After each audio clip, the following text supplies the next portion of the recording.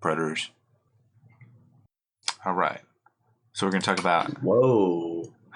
I'm Nick here. I'm Dan. Oh, good. Now we're ready. Yeah. We're going to cover predators, and this is a predatory move here. Self-predator. Nice. Yeah.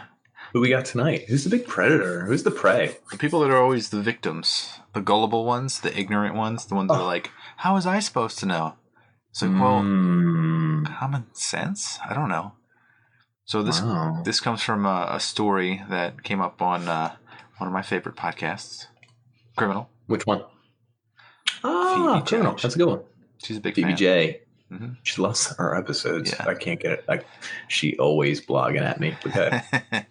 So this one woman, Toby Dorr, she was like in her 50s and lonely, but she was married. It's backstory, victimization right there. She's like, oh, I was so lonely. So she started a dog program with inmates, and the inmates would care for dogs. And she met this one inmate who was imposing and, I guess, attractive for her.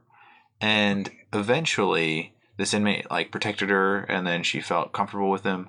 So she decided that she was going to take money out of her 401k.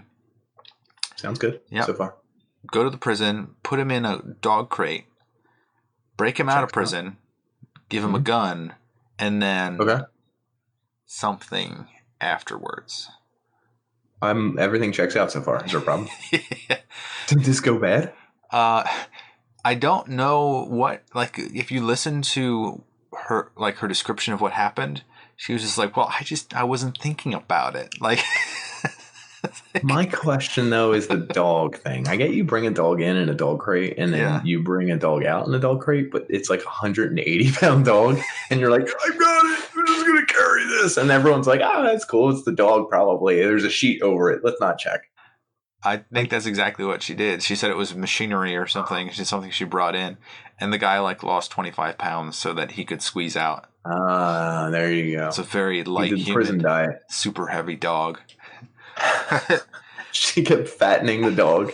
In fact, it would be really hilarious if their only way of judging it was a weight thing, like Indiana Jones. And then they weighed it before it came in, and they didn't even look at it. And they were like, And then on her way out, they were like, this is about the same. This is the Shawshank. He pulls the sheet back, and it's just a really fat dog. He's like, and the music plays. Dun, dun, dun.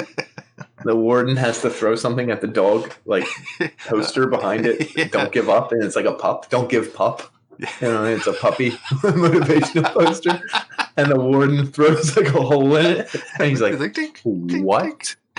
And he pokes his finger through, and it's where he was storing his meals that he wasn't eating. That's why he lost the weight.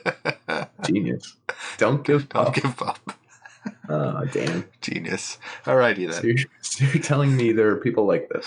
Yeah. So she was just she had never lived life, and she wanted to live life, but she didn't know what that meant. So she was just like, and then I decided I was gonna, go along, give him a gun, see how it went. And it's just after she broke him out, she's just like, I was just kind of stuck. I didn't know what I was doing. And I was like, no shit, because you didn't have a freaking thought in your brain.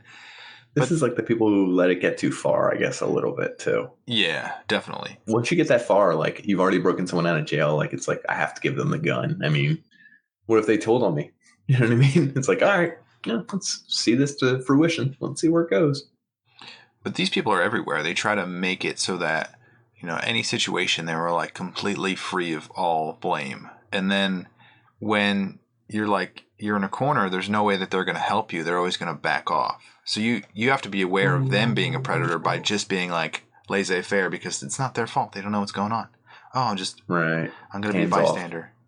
They were in the shit show. They got through most of the shit. And then when things got serious, they were like, I didn't mean to. Yeah. Oh, heavens. So how would you figure out who these people are? So I don't think they show themselves readily. I think it takes. No, it's funny. I think the next Predators we do might touch on people like this. Spoiler alert. But it's someone who's so they believe in something, but half-heartedly. Yeah. But in half-heartedly believing in it, they do way more than you should when you half-heartedly believe in something. No conviction. They're like, I'm going to sell my life savings for this. And you're like, your life savings? Are like, I sort of believe in it. And then when they do it, you're like, what? And then halfway through, they're like, yeah, I changed my mind. And you're like, you've already committed 8 crimes. You can't just take it back. What are you doing? Yeah. You can't take it back. And they're like, sorry. It's like a weird balance of commitment and belief where they don't really believe, but they're willing to commit 100%. And then when the consequences come, they're like, oh, I was didn't only mean 50. to. It's 40. I was joking. I didn't believe it. Yeah. But it's like you did it, so it's weird. It's like, and you touched on it being gullible. I don't know that it's straight gullibility so much as just weirdly foolish, wanting to be involved in it. Yes. Like wanting to be part of the caper, wanting to do something wild, but really not really being wild. Yeah, it's blowing up your own life because you want to experience something. And I guess these people, like, they need to be, like, if you come across one of these people, it has to be that you test them out. Like, you have to figure out their personality a little bit and then, like, throw these scenarios at them and then see how they do. And then you have to kind of, like, pin them in a situation where they have to respond, which is difficult. You can't really do that to most people. Right, in a situation, especially hypotheticals, it's hard to pin someone down. But like you're talking about a person who's like, yeah, let's just get married and move across the country together and start visiting all the ballparks. You're like, yeah, I would do that. And they're like, let's do it.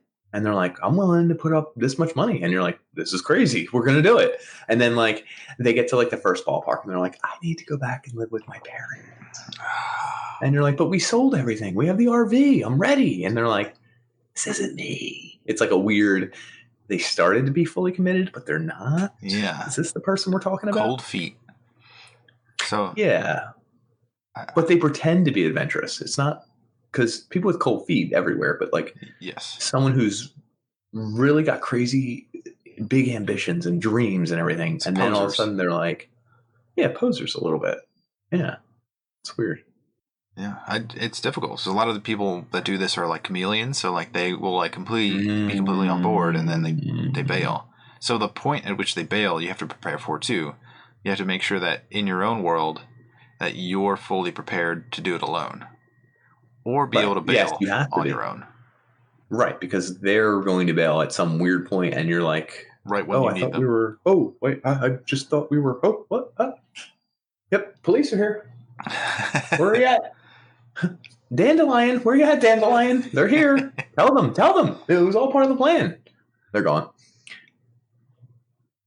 There's also a feature of them that's, we mentioned gullibility, though. So like they're swept up in these plans. Yeah, they're whimsical. So they really believe it, though, right? Yeah, I think so. I think they believe it for a while. Up to for a little while, they fully believe it. They believe it until the reality hits. Mm-hmm. So they're dreamers that don't really want to do the work. Sounds like it. Wow, we got some dreamers out there who talk a big game, want to do big things, but they don't want to go to jail. They don't want to. They don't want to pony up and do the work. Like, go to jail, spin the wheel. Yeah, I agree with you 100%. There are people like that who will, and they egg you on. They make you feel like you're a dreamer. Yeah, you're like, hell yeah, yeah. That's Let's normal. Friggin' sell it. Let's do it. Let's do it. If you're brave, I'm brave. And then all of a sudden they're gone, and you're like, oof. Not gonna happen. That's for sure. So can we find these people? Who are they? Anyone who's a dreamer, correct. If you meet a dreamer, stay away. They're all liars. They're all bad. Yeah, it's a tricky one because you don't know that you're in the situation until they pull the cord and then they're gone. And you've sold half of your life, your real estate. You have a motorcycle. You got this weird license. You broke like 18 laws in a weird state, and you're like, they got your kids. They got your house. They got your car. And you're like, I should have thought this one through. Damn it. But wait, aren't you the dreamer at that point a little bit? I think it does take two dreamers. This is one of the situations where it's like a realist and a dreamer actually work really well together. Like two realists also work well, but two dreamers is just like those people, what the hell? Like, is that the prison scenario that you were describing? I think so. She's a dreamer, and he's forced a prisoner. to try to escape because that's what he's a prisoner. Yeah, I mean, he's a realist when you think about it. He's just playing it a little bit, or is he being a dreamer? I have no idea if a prisoner can be a dreamer. I mean, they can, but 100%. We'll never know his. The best part of the end was that like they went to someplace public, got spotted, and they were on the freeway, and then she was just like, "Oh, there's no cars here, and all the police are like barring the exits for some reason," and it's just like. Oh, she didn't even put 2 and 4 together. She was just like, "That's crazy. There's a prisoner here," and she was looking around for them. Yeah. It's like, no, it's you. Yeah, and then he turned to her and said, "Should we pull over?" And she goes, "Yeah, well, it is the law." And then, like, as he was like pulling over, one of the police officers like swerved in front of him, and he's like, "They're trying to kill me!" And then he accelerated, and then he hit a tree at like 100 miles an hour. But they both lived. God bless. There's a happy ending to every story. Yep. So how do you spot these people? Should we avoid them? Is there any way to avoid them? I don't know that you knew. I mean, you can throw out these grand ideas and see if they buy in. You can throw out some like skepticism and then see how they receive the skepticism.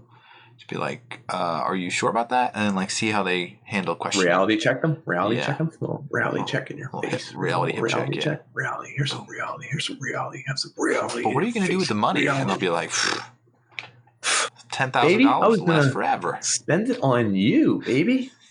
Yeah. You could be wearing that money. Imagine if they broke down the $10,000 into meals. Wendy's, I'm talking lots of days. Lots of days at the Wendy's. 4 for $4? 4 for $4. Oh, we're eating rich, baby. We going crazy. What about toilet paper?